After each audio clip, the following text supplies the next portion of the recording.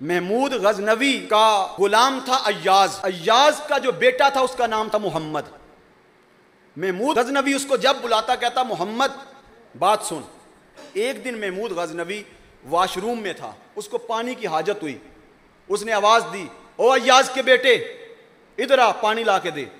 वो पानी लेके आया, जाके घर कहने लगा अब्बा जी बादशाह नाराज है, आगे मुझे मेरा नाम लेके बुलाता है, आज नाम नहीं लगा अय्याज के बेटे।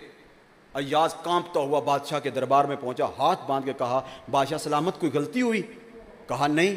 कहा नाराजगी है? कहा नहीं। कहा आज मुझे मेरा बेटा कह रहा था कि आपने मेरा नाम नहीं लिया, मेरा नाम नहीं लिया, मुझे अय्याज का बेटा कह के पुकारा है। कहो भले लोग, उस वक्त मेरा वुजू नहीं था,